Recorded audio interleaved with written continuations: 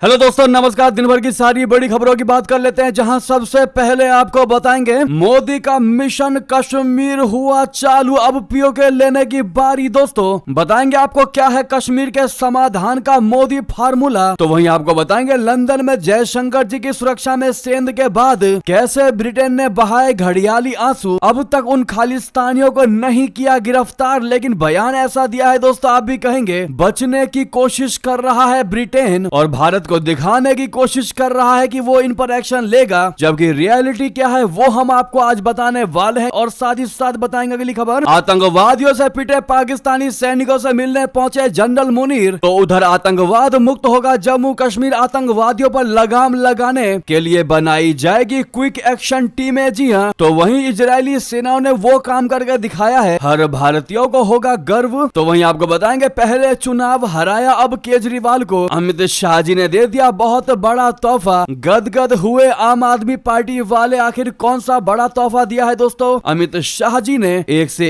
एक बड़ी खबर आपको विस्तार से बताने वाले हैं, बस आप वीडियो के लास्ट तक बने रहेगा। और खबरों में आगे बढ़ने से पहले मानते हैं कि अब वाकई में पीओके भारत को लेना ही चाहिए, तो वीडियो को लाइक करके चैनल को सब्सक्राइब करके बेल आइकन दबा के कमेंट में जय हिंद अवश्य कह दीजिएगा। बात करते हैं पहली और सबसे बड़ी खबर की, जहां मोदी का मिशन कश्मीर हुआ फिक्स, अब पीओके लेने की बारी। पीओके दोबारा हासिल करने का बड़ा प्लान बताते। कश्मीर को लेकर पाकिस्तान बार बार अंतरराष्ट्रीय स्तर पर झूठ बोलता है, साजिश करता है और सवालों में उलझाकर कश्मीर मुद्दे पर दुनिया को भ्रमित करने की कोशिश करता है। लंदन में कश्मीर पर ऐसा ही एक सवाल विदेश मंत्री जयशंकर जी से किया गया, मगर कश्मीर मुद्दे पर पाकिस्तान जिस सवाल को बाउंसर समझ रहा था, विदेश मंत्री जयशंकर जी ने उसे सीमा रेखा के पार पहुंचा दिया। जयशंकर जी ने भारत का 4 चरण वाला कश्मीर प्लान बताया तो पूरे पाकिस्तान में खलबली मच गई और पीओके के भारत में विलय की तारीख तय हो गई। दरअसल दिल्ली से करीब 7000 किलोमीटर दूर लंदन में पाकिस्तान के एक कथित लेखक और पत्रकार ने भारत के विदेश मंत्री जयशंकर जी से सवाल पूछा। सवाल से पहले ही दावा कर दिया कि आज जयशंकर जी नर्वस हो जाएंगे। पाकिस्तान के पत्रकार ने सीधे सवाल को जानबूझकर घुमाया, लेकिन जयशंकर जी ने उसका इतना सीधा और सटीक जवाब दिया कि लंदन से 6000 किलोमीटर दूर इस्लामाबाद तक हड़कंप मच गया। जी हाँ दोस्तों, पाकिस्तानी पत्रकार ने कहा मेरा सवाल आपको थोड़ा परेशान करेगा। कश्मीरी हथियार उठा रहे हैं, भारत कश्मीर पर अवैध रूप से कब्जा कर रहा है और इसीलिए वो विरोध कर रहे हैं। जिस तरह से ट्रंप शांति समझौता दिखा रहे हैं, क्या पीएम मोदी कश्मीर मसले के हल के लिए डोनाल्ड ट्रंप के साथ अपने संबंधों का इस्तेमाल कर सकते हैं? 70 लाख कश्मीरियों को कंट्रोल करने के लिए कश्मीर में 10 लाख भारतीय सैनिक तैनात हैं। आप कश्मीर के मसले को सुलझाने के लिए क्या करने जा रहे हो? इस पर विदेश मंत्री जयशंकर जी ने कहा कि हमने कश्मीर में शानदार काम किया है और ज्यादातर काम निपटा भी चुके हैं। मुझे लगता है अनुच्छेद 370 हटाना पहला कदम था, कश्मीर में विकास, आर्थिक गतिविधि और सामाजिक न्याय बहाल करना दूसरा कदम था, कश्मीर में बहुत अधिक मतदान के साथ चुनाव कराना तीसरा कदम था। मुझे लगता है कि हम जिस हिस्से का इंतजार कर रहे हैं वो कश्मीर के चुराए गए हिस्से की वापसी है जो पाकिस्तानी कब्जे में है। जब ये पूरा हो जाएगा तो मैं आपको विश्वास दिलाता हूँ कश्मीर का समाधान हो जाएगा। दोस्तों विदेश मंत्री जयशंकर जी के इस जवाब ने पीओके में मुजफ्फराबाद से लेकर मीरपुर तक पाकिस्तान के विरोध में खड़ी जनता को नई शक्ति दे दी है। जी हाँ, विदेश मंत्री ने कश्मीर समस्या के समाधान का जो चौथा चरण बताया, उसके बाद नर्वस होने की बारी पाकिस्तान की थी और वो नर्वसनेस तुरंत दिखाई भी दी। पाकिस्तान के विदेश मंत्रालय के प्रवक्ता शफाकत अली खान को सफाई देने उतरना पड़ा। पाकिस्तान विदेश मंत्रालय के प्रवक्ता शफाकत अली खान ने कहा कि हम 5 मार्च 2025 को लंदन में आयोजित एक कार्यक्रम के दौरान जम्मू और कश्मीर पर भारतीय विदेश मंत्री द्वारा की गई टिप्पणियों को खारिज करते हैं। जी हाँ, यानी कि दोस्तों जब ये पाकिस्तानी पत्रकार जयशंकर जी से सवाल पूछने वाला था, उससे पहले ही उसने कहा था कि मैं इस सवाल को पूछकर जयशंकर को नर्वस कर दूंगा। लेकिन दोस्तों जयशंकर जी ने जब जवाब दिया उसके बाद वो पत्रकार ही नर्वस हो गया, दोबारा उन्हें सवाल भी नहीं पूछे। वाकई में ऐसे ही जयशंकर जी अपने बेबाक जवाब के लिए नहीं माने जाते। जी हाँ, इसके लिए आप लोग दोस्तों थैंक यू जयशंकर जी कहना बिल्कुल मत भूलिएगा। साथ में PoK must be merge into India लिख दीजिएगा। नेक्स्ट खबर की बात करते हैं, जहां पर लंदन में जयशंकर जी की सुरक्षा में सेंध पर ब्रिटेन ने बहाए घड़ियाली आंसू, खालिस्तानियों को नहीं किया गिरफ्तार और साथ में बयान देकर कन्नी काटने की कोशिश की। कहा डराने धमकाने की कोई भी कोशिश बर्दाश्त नहीं की जाएगी। ब्रिटेन में विदेश मंत्री जयशंकर जी की सुरक्षा में बुधवार को एक गंभीर उल्लंघन हुआ जब खालिस्तानी समर्थकों ने सुरक्षा में सेंध मारते हुए जयशंकर जी की तरफ बढ़ने की कोशिश की, साथ ही भारत विरोधी नारे लगाए। हालांकि मेट्रोपॉलिटन पुलिस ने तुरंत एक्शन लेते हुए उसे गिरफ्तार कर लिया। इस घटना पर भारत ने कड़ी प्रतिक्रिया जताई थी। अब पूरे घटनाक्रम पर ब्रिटेन सरकार ने भी बयान दिया। उसने कहा है कि घटना अस्वीकार्य है और हमने उस वक्त तुरंत एक्शन लिया। इससे पहले भारत ने कहा था कि वो उम्मीद करता है कि ब्रिटेन अपनी कूटनीतिक जिम्मेदारियों का पालन करेगा। गुरुवार को ब्रिटेन ने कहा है कि लंदन में विदेश मंत्री जयशंकर जी के सुरक्षा उल्लंघन के बाद पुलिस ने त्वरित कार्रवाई की और अराजक तत्वों को चेतावनी दी है कि किसी भी तरह के धमकी देने या डराने की कोशिश अस्वीकार्य है। अब आप ही बताइए दोस्तों, इस प्रकार से इन खालिस्तानियों को ब्रिटेन की तरफ से धमकी दे देना, क्या इसको एक्शन लेना कहेंगे? जबकि ब्रिटेन को उन खालिस्तानियों को गिरफ्तार करना चाहिए जो जयशंकर जी के गाड़ी के आगे तिरंगा लेकर आए और तिरंगा फाड़ने की कोशिश की। पुलिस के मुताबिक अब तक इस मामले में एक भी बंदे की, एक भी खालिस्तानी आतंकवादी की गिरफ्तारी नहीं की गई है, जो कि बहुत ही ज्यादा शर्मनाक बात है। ब्रिटेन की सुरक्षा पर बहुत बड़े सवाल या निशान खड़े हो रहे हैं कि वो भारत के विदेश मंत्री जयशंकर जी को ऑफिशियली सुरक्षा नहीं दे पाए, जिसमें बड़ी चूक सामने आई है। दोस्तों, इस पर आप लोग क्या कहना चाहेंगे? कमेंट में लिखकर अवश्य बताइएगा। लेकिन अपना भारत हर किसी को माफ कर देता है, यही सबसे बड़ी बात है। नहीं तो भारत चाहे तो इस मुद्दे पर ब्रिटेन को भी रगड़ सकता है। जी हाँ, वही अगली खबर बता दें। आतंकवादियों से पिटे पाकिस्तानी सैनिकों से मिलने पहुंचे जनरल मुनीर। बन्नू छावनी में बघारी शेखी। बता दें, पाकिस्तान के सेना अध्यक्ष जनरल असीम मुनीर ने बन्नू छावनी पर आतंकवादी हमले के बाद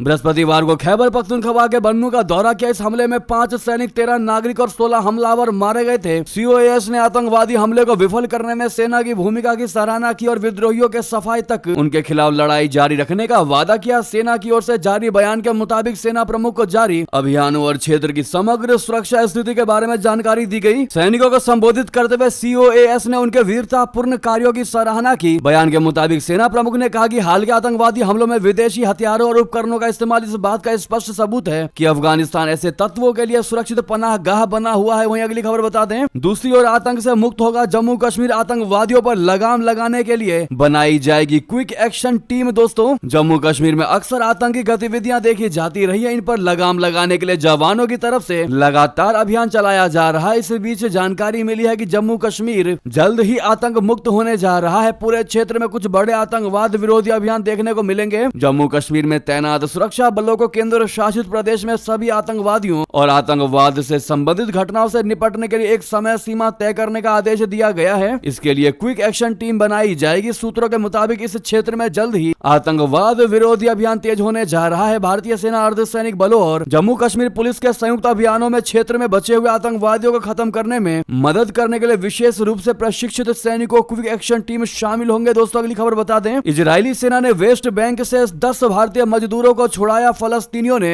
1 महीने पहले किया था इन लोगों को कैद। जी हाँ, इजरायली सेना ने वेस्ट बैंक में बंधक बनाए गए 10 भारतीय मजदूरों का रेस्क्यू किया है। इन मजदूरों को पिछले 1 महीने से फलस्तीनी कब्जे वाले वेस्ट बैंक में बंधक बनाया गया था। इजरायली सेना ने इस ऑपरेशन को रात में अंजाम दिया। भारतीय मजदूरों को बचाने की पुष्टि इजरायल के जनसंख्या और आव्रजन प्राधिकरण ने किया। ये मजदूर भारत से काम करने के लिए विशेष तौर पर इजरायल पहुंचे थे। अभी तक मजदूरों के नामों का खुलासा नहीं किया गया है। तो वहीं आपको बता दें, F-35 डील पर तुर्की से इस आतंकी समूह ने भारत को धमकाया और पाकिस्तानी सेना जिंदाबाद के लगाए नारे एर्दोगन का खास है। इससे संबंध बता दें, रेसेप तैयब एर्दोगन के नेतृत्व में तुर्की में खुलेआम काम करने वाले प्रतिबंधित आतंकवादी समूह हिजब उत तहरीर ने पाकिस्तानी सेना की प्रशंसा करते हुए एक बयान जारी किया है। अपने बयान में हिजब उत तहरीर ने भारत के खिलाफ जमकर जहर उगला। इस कुख्यात आतंकवादी समूह ने अमेरिका के भारत को F-35 लड़ाकू विमान बेचने के ऑफर पर भी तीखी प्रतिक्रिया दी है। इसके अलावा उसने भारत के परमाणु बमों को लेकर भी बयानबाजी की। रेजोनेंट न्यूज की रिपोर्ट्स के मुताबिक हिजब उत तहरीर ने अपने बयान में पाकिस्तान के लाहौर का पता बताया है, जबकि उसने बयान तुर्की में दिया है। ये आतंकवादी समूह कई देशों से ऑपरेट होता है। इसमें पाकिस्तान और तुर्की अहम है। इन दोनों देशों में हिजब उत तहरीर को सरकारी संरक्षण प्राप्त है। इस समूह के शीर्ष आतंकियों को पुलिस सुरक्षा देती है। इसके अलावा इन देशों में सरकार की तरफ से आर्थिक मदद भी दी जा रही है ताकि ये भारत, अमेरिका जैसे देश को हमेशा डरा और धमका सके। वहीं अगली खबर बता दें, अमेरिका ने कहा हम भी जंग को तैयार, तो बदल गए चाइना के सुर। अब उसके विदेश मंत्रालय ने कहा युद्ध नहीं होना चाहिए तो ज्यादा बेहतर होगा। जी हाँ, अमेरिका के साथ व्यापार से लेकर किसी भी तरह का युद्ध लड़ने के लिए तैयार होने का दावा करने के लिए कुछ ही घंटों बाद चीन के सुर बदल गए हैं। विदेश मंत्रालय के प्रवक्ता लिन जियान ने गुरुवार को कहा कि युद्ध नहीं लड़े जाने चाहिए क्योंकि उन्हें जीता जा सकता है और न ही उनके कोई नतीजे निकलते हैं। चीनी विदेश मंत्रालय की प्रतिक्रिया अमेरिकी रक्षा मंत्री पीट हेगसेथ की टिप्पणी के बाद आई है कि जो लोग शांति चाहते हैं उन्हें युद्ध के लिए तैयार रहना चाहिए। इसीलिए अमेरिका अपनी सेना का पुनर्निर्माण कर रहा है। उन्होंने कहा कि राष्ट्रपति ट्रंप ये बात समझते हैं कि शांति ताकत से ही आती है। अमेरिका चीन के साथ कोई सक्रिय संघर्ष नहीं चाहता, लेकिन रक्षा मंत्री के तौर पर यह सुनिश्चित करना मेरा काम है कि हम हर स्थिति के लिए तैयार हैं। यानी कि दोस्तों, पहले अमेरिका ने कहा कि हम चाइना के साथ युद्ध करने को भी तैयार हैं, जिसके बाद चाइना ने रिप्लाई किया कि हम भी अमेरिका के साथ हर तरीके से लड़ने को तैयार है, चाहे वो टैरिफ वॉर हो या फिर फिजिकल वॉर, हथियारों का वॉर, न्यूक्लियर का वॉर, हर तरीके से लड़ने को हम भी तैयार हैं। फिर उसके बाद अमेरिका ने कहा कि तो फिर आ जाओ मैदान में, जिसके बाद दोस्तों अब चीन कह रहा है अपने सुर को बदलते हुए कि नहीं नहीं, युद्ध ना ही लड़े तो ज्यादा बेहतर है, क्योंकि इसके परिणाम कुछ पॉजिटिव तो निकलने वाले नहीं है। बेहतर है कि युद्ध ना ही लड़ा जाए। यानी कि अमेरिका के दूसरी बार बयान के बाद चीन की हेकड़ी निकलती नजर आ रही है। तो वहीं दोस्तों, बड़ी खबर आपको बता दें, जहां अमेरिका में डोनाल्ड ट्रंप के नए यात्रा प्रतिबंध से जल्द ही अफगानिस्तान और पाकिस्तान के लोगों पर लग सकता है बैन। बता दें, अमेरिकी राष्ट्रपति डोनाल्ड ट्रंप की ओर से अगले सप्ताह एक नया यात्रा प्रतिबंध लगाया जा सकता है, जिसके तहत अफगानिस्तान और पाकिस्तान के लोगों के अमेरिका में प्रवेश पर रोक लग सकती है। यह प्रतिबंध देशों की सुरक्षा और जोखिमों की जांच करने वाली सरकारी समीक्षा पर आधारित होगा। न्यूज एजेंसी राइटर्स की रिपोर्ट्स के मुताबिक मामले से परिचित 3 सूत्रों ने इस बारे में जानकारी दी। तीनों सूत्रों ने नाम ना जाहिर करने का अनुरोध करते हुए कहा कि अन्य देश भी इस सूची में हो सकते हैं, लेकिन उन्हें यह नहीं पता कि वे कौन से देश हैं। ये कदम ट्रंप के पहले कार्यकाल में 7 मुस्लिम बहुल देशों के यात्रियों पर लगाए गए प्रतिबंध की याद दिलाता है। एक नीति जो 2018 में सुप्रीम कोर्ट की ओर से बरकरार रखे जाने से पहले कई बार संशोधित की गई थी। पूर्व राष्ट्रपति बाइडेन 2021 में इस प्रतिबंध को हटा दिया था और कहा था कि ये हमारी राष्ट्रीय अंतरात्मा पर एक धब्बा है। अगर वाकई में दोस्तों अफगानिस्तान और पाकिस्तान के लोगों पर बैन लगाता है अमेरिका, जो वाकई में लगाएगा, ये शहबाज शरीफ को घुटनों पर लाकर उनको रुला सकता है, क्योंकि पाकिस्तान कभी नहीं चाहेगा कि उनके देश की बदनामी हो। और अगर अमेरिका जैसे देश ने उन पर प्रतिबंध लगा दिया तो पाकिस्तान वैसे ही बेइज्जती का मारा है, फिर उसके बाद वो कहीं का नहीं रह जाएगा। साथ ही साथ अगली खबर बता दें, इमैनुअल मैक्रोन ने क्यों दी ट्रंप को चेतावनी। आमने सामने दिखाई दिया अमेरिका और फ्रांस। कहा रशिया के क्रोध की कोई सीमा नहीं है। जी हां, फ्रांस के राष्ट्रपति इमैनुअल मैक्रोन ने यूक्रेन में चल रही स्थिति को लेकर अमेरिका को चेतावनी दी है। उन्होंने एक टेलीविजन संबोधन में चेतावनी देते हुए कहा है कि रूसी आक्रामकता की कोई सीमा नहीं है। अपने संबोधन में मैक्रोन ने इस बात पर जोर दिया है कि रूस सिर्फ यूक्रेन तक ही सीमित नहीं रहेगा, वो फ्रांस और यूरोप के लिए सीधा खतरा पैदा करेगा। उन्होंने कहा कि अगर अमेरिका रूस से अलग नहीं होता है तो महाद्वीप को आने वाली चुनौतियों के लिए तैयार रहना चाहिए। मैक्रोन ने बुधवार देर रात एक टेलीविजन संबोधन में कहा कि मैं ये विश्वास करना चाहता हूं कि अमेरिका हमारे साथ रहेगा। उन्होंने कहा लेकिन अगर ऐसा नहीं होता है तो हमें तैयार रहना होगा। फ्रांसीसी नेता ने यूक्रेन संकट, यूरोपीय सुरक्षा और ट्रांसअटलांटिक व्यापार युद्ध के खतरे को लेकर अपने कार्यालय द्वारा मतदाता चिंता कहे जाने को शांत करने का भी प्रयास किया, क्योंकि डोनाल्ड ट्रंप ने यूक्रेन को अमेरिकी समर्थन रोक दिया है और यूरोपीय संघ से आने वाले सामानों पर टैरिफ लगाने की धमकी भी दे रहे हैं। वहीं बता दें, दूसरी ओर बड़े कदम की तैयारी में है डोनाल्ड ट्रंप। अमेरिका में रहने वाले 2,40,000 यूक्रेनी नागरिकों का लीगल स्टेटस होगा खत्म। जी हां, ट्रंप सरकार अब यूक्रेनी नागरिकों पर एक्शन लेने की योजना बना रही है जो रशिया यूक्रेन संघर्ष की वजह से भागकर अमेरिका आ गए थे। ट्रंप प्रशासन अब लगभग 2,40,000 यूक्रेनी नागरिकों की अस्थायी यानी टेम्परेरी कानूनी स्थिति, बोले तो टेम्परेरी लीगल स्टेटस को रद्द करने की योजना बना रहा है। इसकी जानकारी डोनाल्ड ट्रंप के एक सीनियर अधिकारी ने राइटर्स को दी। अगर ऐसा होता है तो इन नागरिकों को अप्रैल में अमेरिका से निर्वासित किया जा सकता है। अगर ट्रंप सरकार ऐसा कदम उठाती है तो ये एक बड़ा कदम होगा। तो वहीं आपको बता दें, खौफ में चीन पाकिस्तान, भारतीय वायुसेना की C-17 ग्लोब मास्टर ने पहली बार कारगिल में की लैंडिंग। दोस्तों, भारतीय वायुसेना यानी इंडियन एयरफोर्स की हवाई ट्रांसपोर्ट को एक बहुत बड़ी मजबूती हाथ लगी है। पहली बार C-17 globe master 3rd aircraft ने कारगिल के हाई एल्टीट्यूड एयरफील्ड पर सफल लैंडिंग की है। ये एयरफील्ड नियंत्रण रेखा, बोले तो LOC के पास समुद्र तल से 9,700 फीट की ऊंचाई पर मौजूद है और चारों तरफ से पहाड़ों से घिरा हुआ है। ग्लोब मास्टर 3rd बुधवार सुबह दिल्ली के पास हिंडन एयरबेस से उड़ान भरकर C-17 कारगिल पहुंचा। सूत्रों के मुताबिक अगले फेज में C-17 की रात में लैंडिंग का टेस्ट किया जाएगा। आमतौर पर यह विमान 70 टन कार्गो ले जाने में काबिल है, लेकिन कारगिल जैसी ऊंचाई पर इसका लोड 35 टन तक सीमित होता है। इससे पहले जनवरी 2023 में C-130J सुपर हरकुलस ने कारगिल में रात में लैंडिंग की थी। अब C-17 के जुड़ने से वायुसेना की कार्गो क्षमता 4 गुना बढ़ जाएगी। दोस्तों, वहीं बता दें अगली खबर, भारत बन सकता है रसायन उद्योग का वैश्विक आपूर्ति हब। रिपोर्ट में हुआ है बड़ा खुलासा। जी हां, भारत अगले कुछ वर्षों में रसायन उद्योग का एक वैश्विक आपूर्ति हब बन सकता है, क्योंकि पिछले 5 वर्षों में उसने लागत, प्रतिस्पर्धा और बाजार आकर्षण में शानदार प्रदर्शन किया है। यह बात मैकिन्से एंड कंपनी द्वारा भारतीय रसायन परिषद के साथ मिलकर जारी की गई एक रिपोर्ट में कही है। रिपोर्ट में भारत के 16 प्रमुख विशेष रासायनिक उप क्षेत्रों का उल्लेख किया गया है, जिसमें फ्लेवर, फ्रेग्रेंसेस, खाद्य और पोषण आधारित रसायन शामिल है। रिपोर्ट में यह भी बताया गया है कि हालांकि उद्योग के मार्जिन में गिरावट और मैक्रो इकोनॉमिक दबावों का असर पड़ा है, फिर भी राजस्व वृद्धि काफी सकारात्मक रही है। रिपोर्ट में आगे कहा गया है कि मजबूत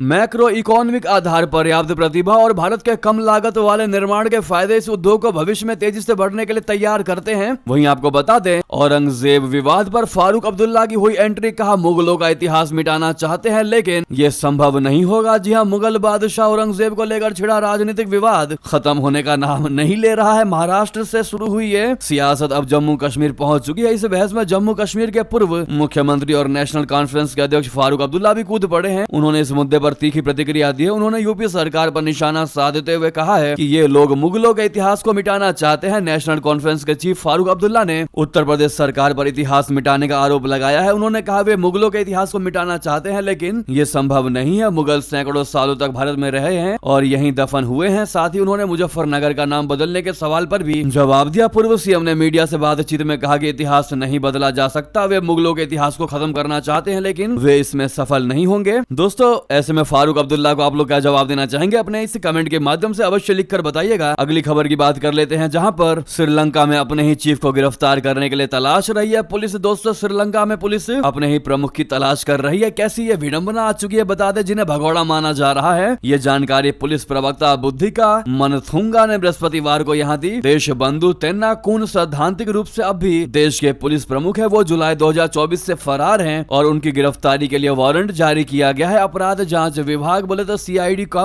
उनका पता लगाने की जिम्मेदारी सौंपी गई है। दक्षिणी शहर मतारा की मजिस्ट्रेट अदालत ने पिछले सप्ताह आदेश दिया था कि तेन्नाकून को 30 दिसंबर 2023 को कोलंबो से लगभग 150 किलोमीटर दक्षिण पूर्व में स्थित दक्षिणी रिजॉर्ट शहर विलीगामा में हुई गोलीबारी की घटना के सिलसिले में गिरफ्तार किया जाए। वहीं बता दें, मसाले से लेकर बासमती चावल तक अगर डोनाल्ड ट्रंप ने टैरिफ लगाया भारत पर तो महंगी हो जाएंगी ये सारी 20 चीजें। ऐसे में इकोनॉमी पर कितना असर पड़ेगा आपको बता दें। अमेरिका और भारत के बीच मजबूत कारोबारी संबंध है। अमेरिका भारत का दूसरा सबसे बड़ा ट्रेडिंग पार्टनर है। साल 2024 में भारत और अमेरिका के बीच कुल 129.2 अरब डॉलर का कारोबार हुआ, जिसमें से भारत से अमेरिका को निर्यात 87.4 डॉलर अरब और अमेरिका से भारत को निर्यात 41.8 अरब डॉलर था। लेकिन डोनाल्ड ट्रंप के गद्दी पर बैठने के बाद से अमेरिका ने टैरिफ की रट लगानी शुरू कर दी है। अमेरिका ने पहले कनाडा, मैक्सिको, फिर चाइना पर टैरिफ लगाया तो अब भारत पर भी 2 अप्रैल से रेसिप्रोकल टैरिफ लगाने का ऐलान कर दिया है। हालांकि इसका असर सिर्फ भारत नहीं बल्कि अमेरिका पर भी होगा।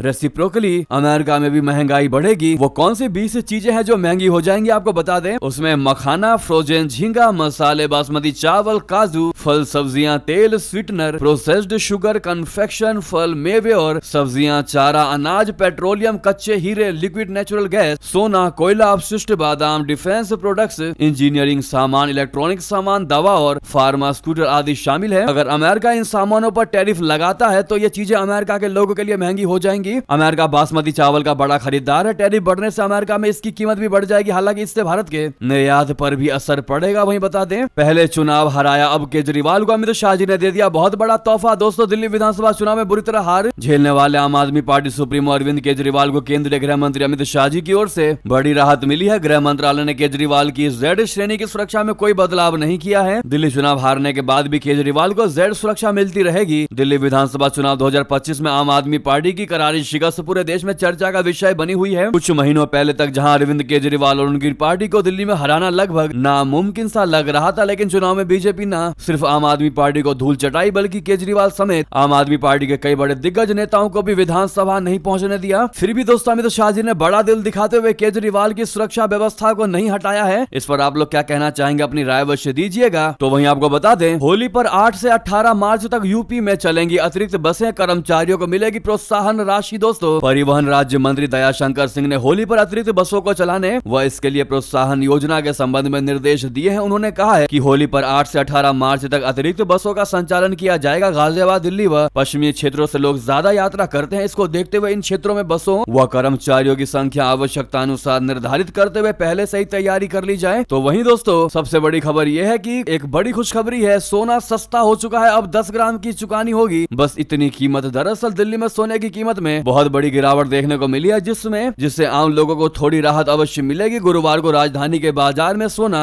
200 रुपए सस्ता होकर 89,100 रुपए रुपए प्रति 10 ग्राम पर आ चुका है। 99.5% शुद्धता वाले सोने की कीमत भी 200 रुपए घटकर 88,700 रुपए प्रति 10 ग्राम रह गई है। हालांकि चांदी की कीमत 99,000 रुपए प्रति किलोग्राम पर स्थिर बना हुआ है दोस्तों। इसी बीच ये थी की सारी बड़ी खबरें। आपको खबर कैसी लगी कमेंट बताना बिल्कुल मत भूलिएगा। लगे हाथ तो इस वीडियो को लाइक करके, चैनल को सब्सक्राइब करके, बेल आइकन दबा के कमेंट में जय हिंद अवश्य कह दीजिएगा। मिलता है अगली बड़ी खबर में। यहाँ तक बने रहने के लिए आप सभी का बहुत बहुत धन्यवाद। जय हिंद, जय भारत।